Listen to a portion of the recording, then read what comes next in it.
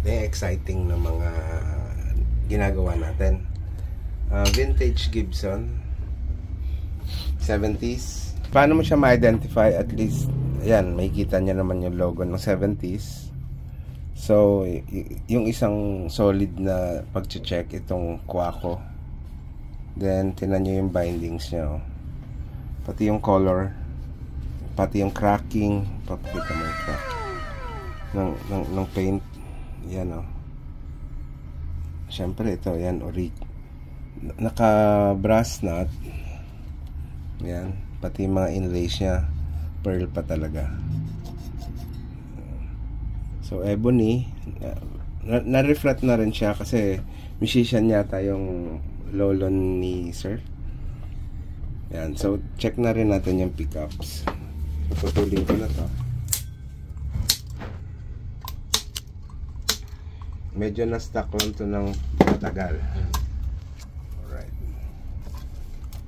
Yun, naka-braided. Then, orig. Shit. Yan.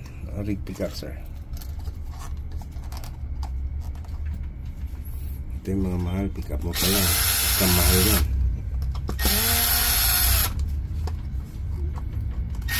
Taga Dumaguete kayo, sir? Yun. Yes po. Orig.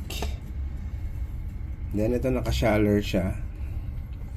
Hindi natin siya pagmumukha yung bago, pero i-retain natin yung kwento naman ng gitara na to.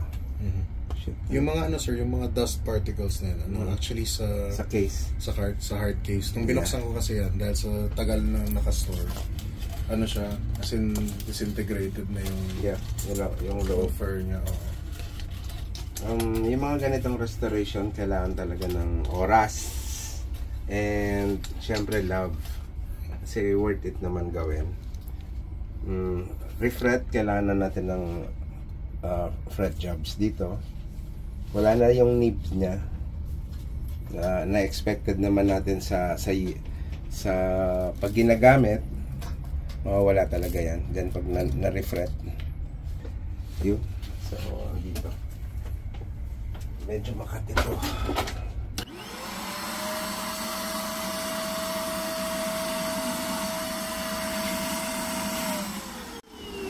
Yung nakakatuwa sa kanya, halos stuck siya, pero chinek natin nga yung pads. Ayan talaga kasi wear and tear yan, napalitan na rin,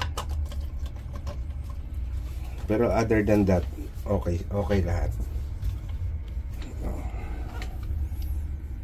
Yan, o yun, kaano pa siya, bumblebee.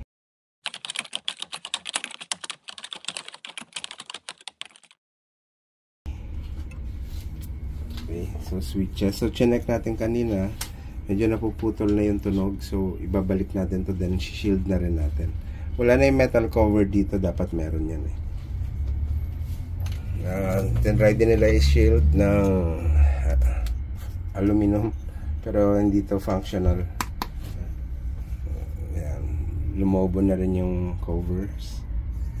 Try natin kung ma-flatten natin to. Dito pa rin yung gagamitin. If not, baka palitan na natin. Ayan. Andito yung serial. Ayan. Orig.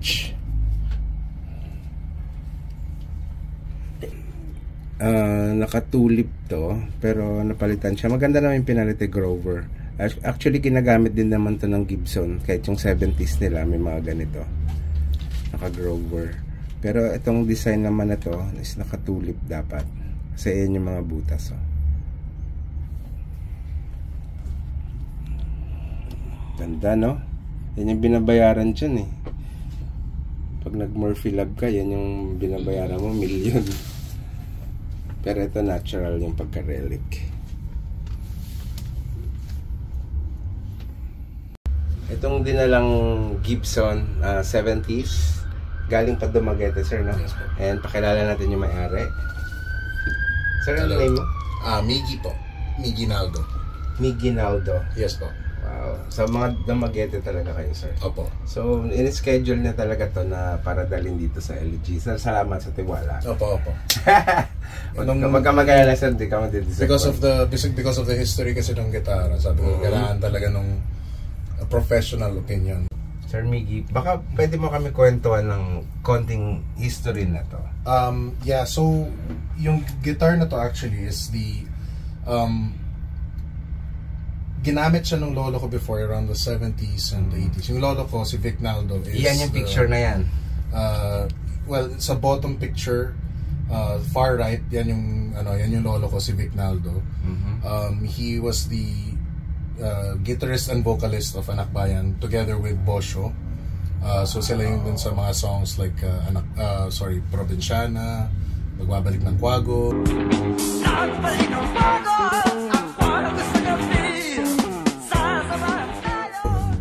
Some of those classics. So yeah, and the thing is, yung lolo ko kasi throughout his life he was traveling the world. He was living in the US for quite some time. He passed away around 1997 at a fairly young age in Hawaii kasi he had another wife in Hawaii. Tapos ang story kasi noon, before we were trying to look for any instruments niya na natira. Kasi what happened was around the 90s, early 90s, yung apartment or bahay, nasunog, tapos lahat ng gear niya. So all the classic gear was burnt down. So for the longest time, ang inisip namin is baka there's nothing left of anything, wala siyang legacy or anything. So ito, buti na lang. This one kasi, this particular guitar was given to the brother of his last wife. Kumbaga, parang as a gift lang, sige, sa'yo na yan. And his brother, kasi yung wife niya is Japanese but living in Hawaii. Yung brother niya na nasa Japan, nandun yun sa kanya. So I think that he was the one who was doing the upgrades para siguro magamit niya or something. And eventually, parang nung after the pandemic, yung lola ko na yun na nasa Hawaii, she went back to Japan and nakita lang nila like under a bed or something, tapos nandun sa case. Wow. As in the case, actually hindi ko dinala yung case kasi papayos ko pa, papareupholster ko. But meron pa siya ng mga sticker na fragile, na mga old na Japanese na airlines, mga ganon. So ang ganda talaga kahit yung box niya, it's classic design. So this guitar, no one expected it would still exist. Kasi we never expected na may natira pa siyang gamit anywhere in the world. And wow. Basically, we found out about this April of this year. Okay. And then nung early November, yung dad ko, yung anak ni Vic Naldo, and my mom, they traveled to Japan for a convention. Tapos sinabay na nila, kinuha na rin nila. Yes. Oh, so when it arrived, first bukas ko, this was full of yung mga dust particles from the case. Tapos yun, yung rusty strings and all that. Tapos for a few days, talagang tinitingnan ko na siya. Ang ganda kasi talaga eh. Tapos hindi ko matay, sabi ko, I'll try it out. I'll plug it in. Tapos, straight from the case, from Japan, all I did was just tune it. Tune ko lang. Tapos I tried playing it. Ang ganda ng tunog. Yes. Like compared to my other Fenders, and Gibson, parang syempre, ang ganda talaga nung you can't compare Gibson and Fender. Kaya yan sir, ang kagandaan, original pati yung pickups. Okay. So audio lang natin yung pickups. Ito yung pinakamabilis. Kakatukin mo lang siya. Yan. Bridge mo na. Yan. I-preserve natin yung capacitor na nakita natin dyan. Then neck. Ayun, no? Medyo napuputol-putol siya kanina nung tinigas namin. May tunog siya. Ang kaganda ng original brass na dito pa rin. Na-excite kami dito gawin. Okay.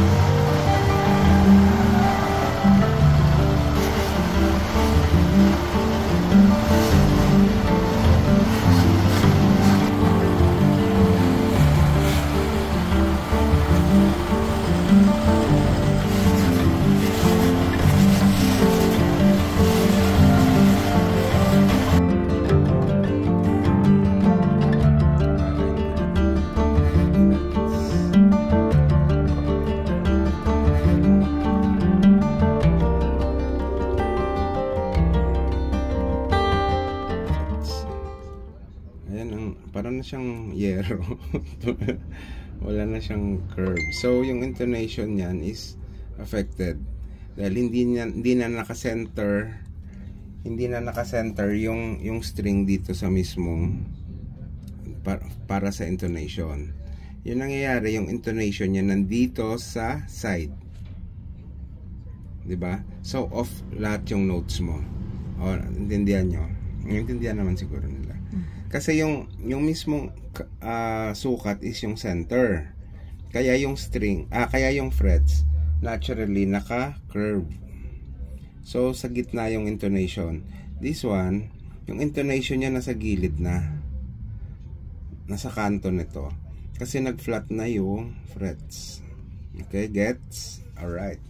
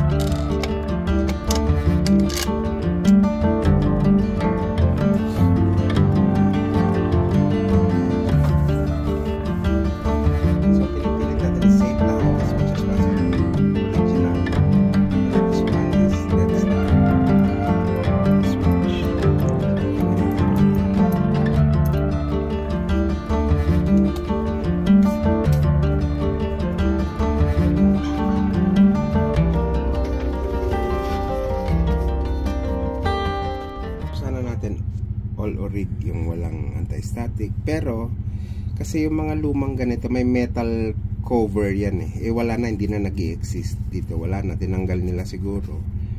So yung mangyayari, pag hindi natin in-anti-static, ito maingay. Kasi wala na yung parang cover na parang lata. Meron yan eh. So itong pwede natin gawin, anti-static na, para usable talaga siya.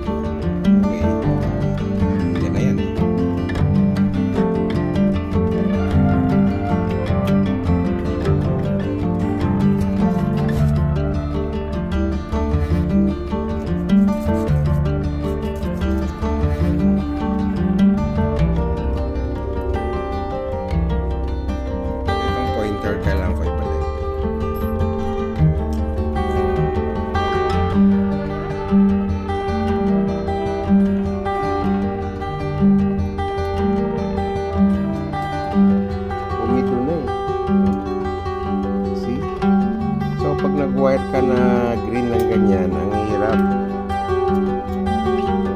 At hindi siya yung connection yan, hindi siya 100%. So, nilinis ko talaga yan.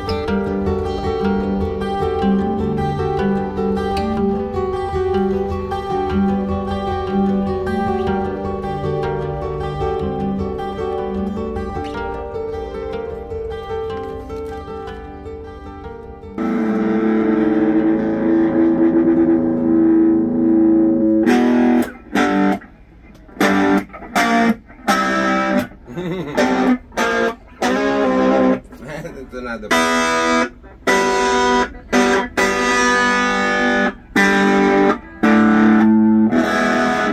Grabe, shiz! Hello everyone! Natapos na rin yung mga ginawa natin dito. Kung nakita nyo, inayos natin yung fretboard, yung fret slot, binord level para dumiretso talaga, and then refret natin.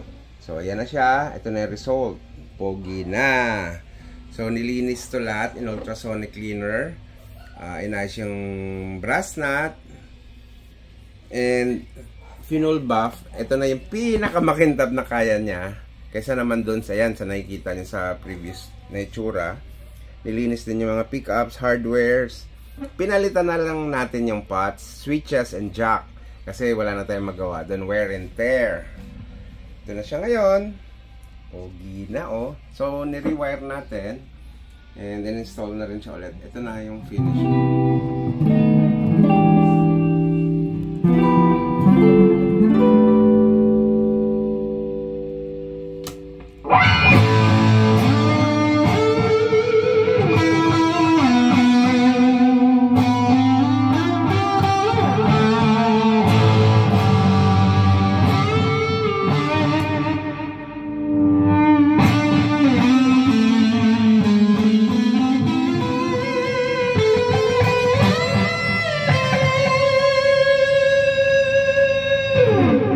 Salamat po. Please like, subscribe na rin kayo pag hindi pa kayo nakasubscribe dito sa YouTube channel namin. Comment na lang din kayo kung ano na sa isip nyo. Maraming salamat sa pagsuporta lagi sa LG. Woo! And matatapos na yung kwento natin. Tapos na rin tong LP na semi-restore. Nangyari. So, nakita niya naman to sa nung una. Ayan, yung part na yan. Then, eto na tong patapos na. And anong kwela dito o masaya na part? Andito yung anak na may-ari. Yay! Palakpakan! Yan mo nandun sa ano mo. Yes. Hello, hello. Yeah, ako si Lito, anak ni Vic Naldo. Si Vic Naldo yung may-ari nito. Siya yung lead guitarist ng bandang Anak Bayan.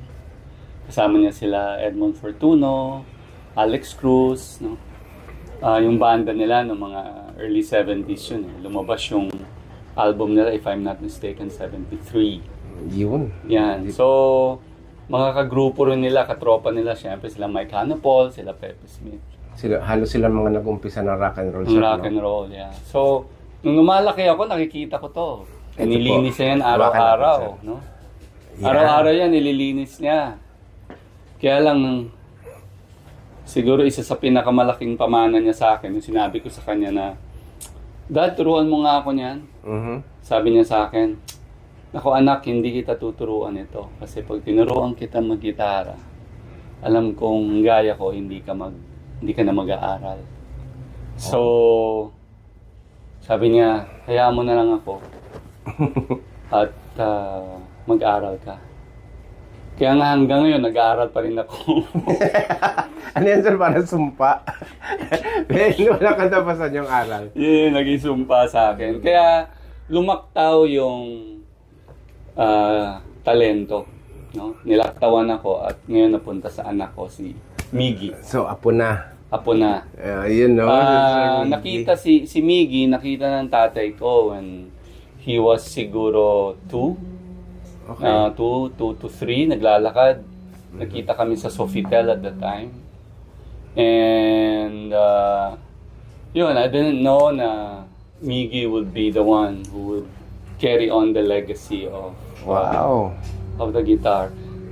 And then this guitar actually ended up in Hawaii first, and then eventually ended up in Japan. No?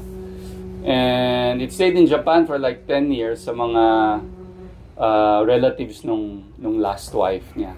No? Okay. And it was posted by Sue. I'd like to say thank you to Sue, yung wife nung dad ko when he passed away. Siya yung nag-post nito and in-up niya for sale. And nung nakita ko sa Facebook na for sale, minessage ko kagad si Sue. Sabi ko, Sue, can I be the one to buy it? I'm buying it for Miggy. And then without hesitation, she said, no, it's Miggy's guitar. So, tinanggal niya sa Facebook, and then ang instruction na lang sa amin, go to Japan and get it. So my wife and I, si Ann, went there last November to get it. Grabe, sir, buti pala hindi nabenta, no? Kasi kung nabenta, tapos na yung kwento. Tapos ang kwento, tapos ang maliligayang araw. So talagang meant talaga para sa iyo yan, Miggy. Yeah. So treasure talaga ng family nyo yan, Cho. Yes, definitely. Ang daming ginawang makabuluhang kanta nito. Actually, they also had one son in Honolulu na hindi naman nagigitara, hindi mahilig. In other words, hindi din na-pick up yung talent. So, I think it was just natural for Sue to really pass it on. Congratulations, to bro. Miggy. Galing. Yeah, who is... So, pwede natin i-test ngayon, then ikaw mismo. Okay? Pwede. Para makita ng mga viewers natin kung may mumunang na talaga. Hindi yung ano ng... Gumagana. Baka sa'yo lang gumana yung gitara. Tingnan natin. Baka i-ano ni lolo mo.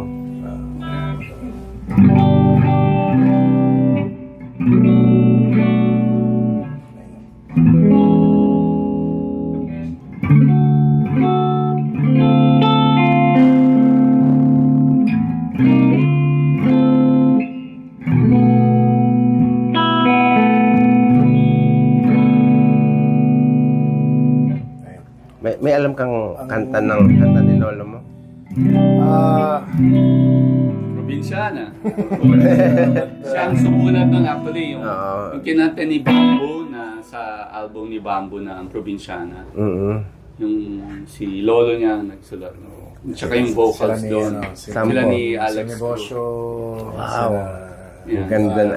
Alam mo, ang ganda ng kwento talaga ng gitara na to. Kaya, at least, worth talaga yung paghintay natin sa kwento. At dumayo pa sila, sir, dito sa Manila para dito talaga sa gitara. Napaka-special. Tsaka siyempre, walang ibang gagawa. Hindi kayo talaga. Walang ibang sir. pwedeng pagdala nito. Salamat po sa tiwala, Sir Miguel, sir. I remember kasi nung napag-usapan na this will be sent to me.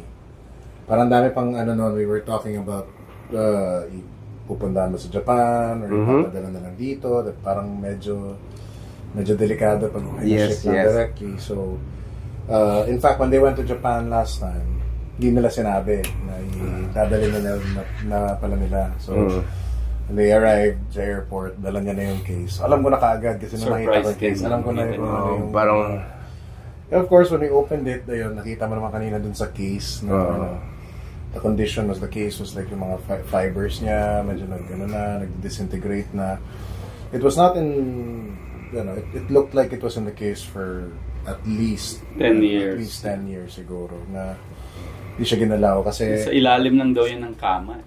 Yeah, there were certain parts kasi na pinalitan na malamang siguro si Lolo bili lang ng parts. In fact, when they first got the guitar, when we brought the guitar here first, and then even the frets were replaced in really terrible shape. It was not so. Ayan sir, ayan sa ikwento mo yung you got it off the case after 10 years and then you plugged it in. Tell them what happened. Yes.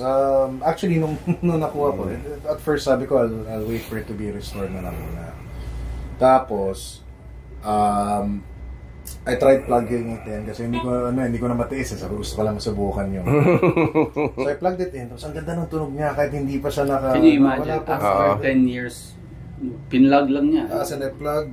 Tapos naka-digital lang ako nun eh. Talaga? Hindi pa amp? Hindi pa amp yun. It was just neural DSP nga lang yung gamit ko nun sa computer lang. Tapos pinlug ko lang. Tapos when I tried playing it, tapos kalawang yung strings. You saw the frets before. Ganon din condition niya. Tapos we were talking about having it restored. Tapos I mentioned sa kanila yung shop niyo. Kasi it's definitely if not the best, one of the best sa So, hinan-carry ko talaga yung guitar. I brought it all the way to Manila para dalhin dito sa shop on the same day para lang kagad yung guitar. And I remember that moment na when you were looking at the guitar na tapos pagbukas mo nung sa likod, tapos that's when you realize na it's the real thing. Tsaka sir, nung ginawa yan, nakita namin yung loob ng frets. Ayan, kung malagay mo yung picture na yung kung saan nakasit yung tang ng frets is nabubulok na siya, so ni-repair yan talaga. Tapos yung frets mo parang parang sobrang nipis na talaga. Feeling nga namin when he saw the condition kasi parang si Lolo lang ata yung alam mo yung talagang nilagyan lang ng... Ito ngayon sir, mo buhay na yung fretboard mo. Diba? Nakita mo nung dinala dito. So, lupa na yung when you brush it off, there was so much gunk na... Tsaka na hindi na nag-hold ng fret, glue na lang. So yung sustain affected pa yun, nung tinest mo. Ngayon 100% na yan, yung pagkapit ng wood to frets.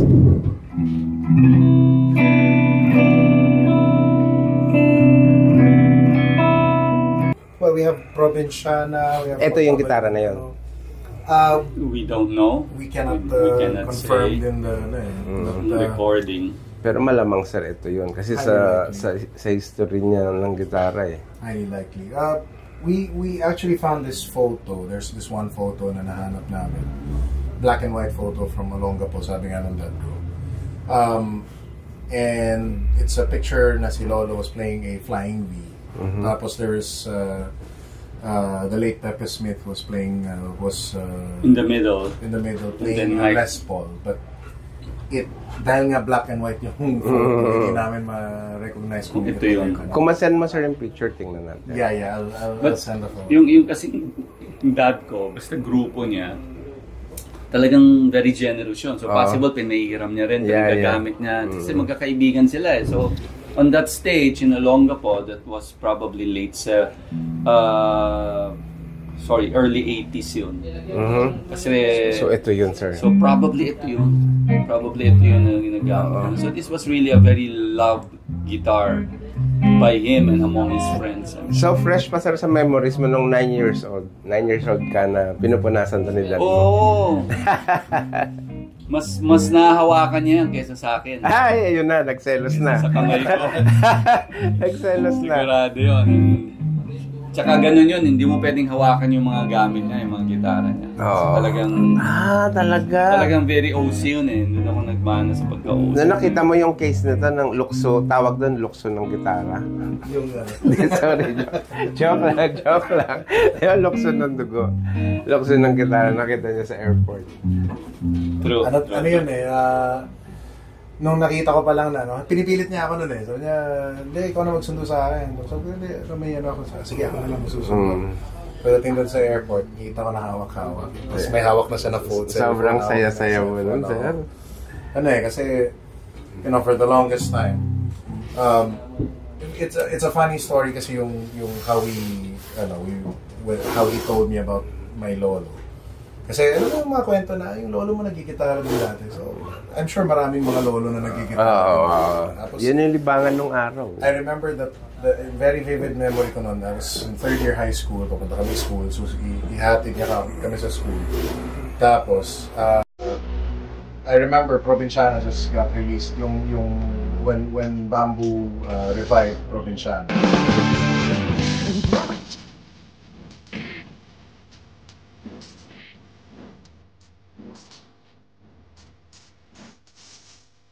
It was just released. Tapos it played on the radio.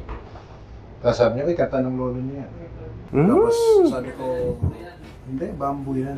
Hindi, alam niya yung tapos alam niya yung mga certain lyrics. Ang probinsyana ay hindi basta-basta. Kahirap ulahi, kailangan haranahin. Tapos ayaw ko maniwala. I was really like, you're just making that up. Titripan mo na ako. But then I got curious. So I started researching. I found this interview with, in-interview si Ira Cruz. And he was asked about his guitar influences. And then doon ko nakita na he was saying that his main influence was Lolo because siya daw yung nagturo sa kanya mag-gitara. He was young. Yeah, so if you ask Ira Cruz kung sino nagturo sa kanya ng gitara, it's Tito Vic. Si Vic Naldo talaga nagturo sa kanya mag-gitara. Ang nakita ko dun sa interview kasi, he was, parang nagbisita sila dun sa Hawaii. Nag-visited Lolo in Hawaii.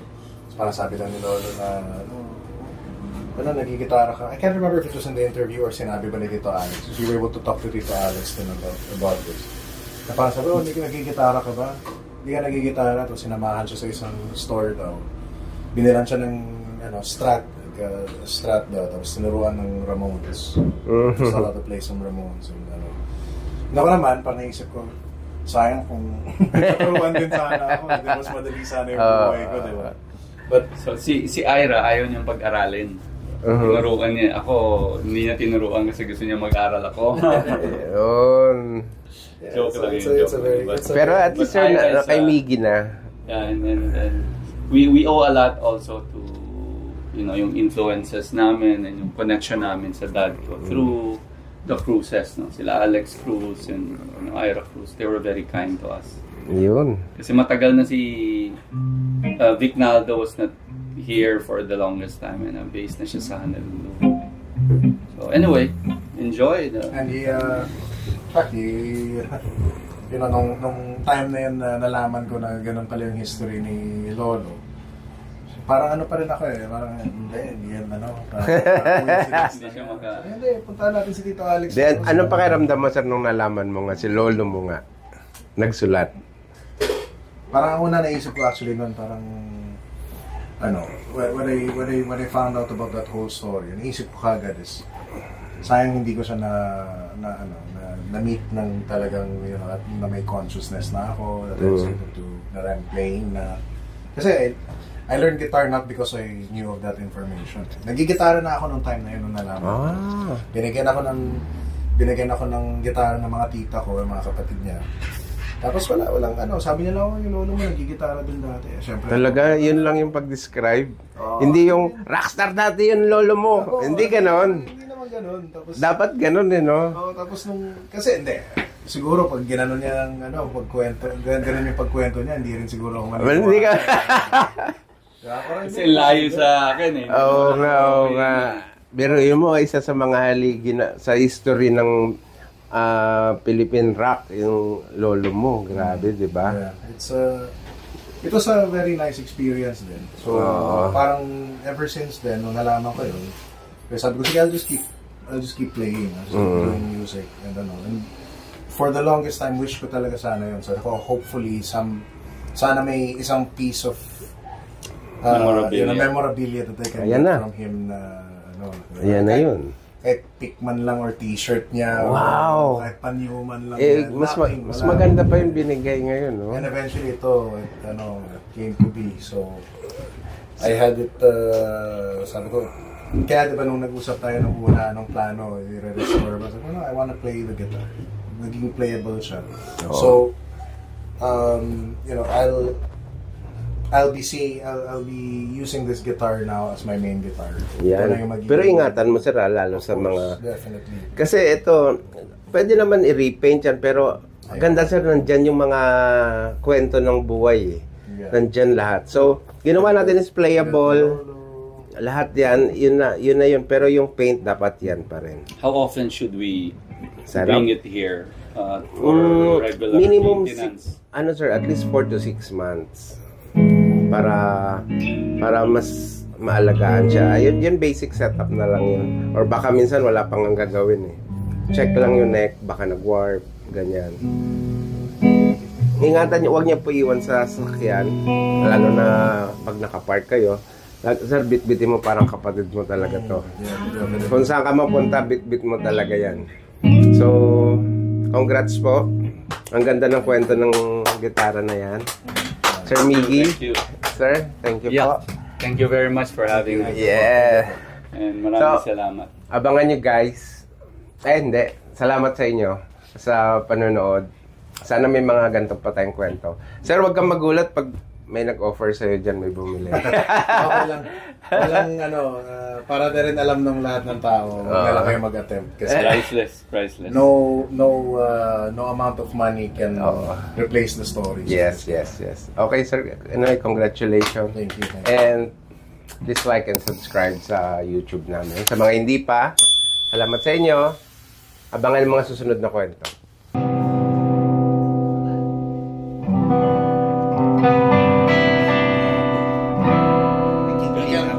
You can't do that with any guitar. It doesn't work that way.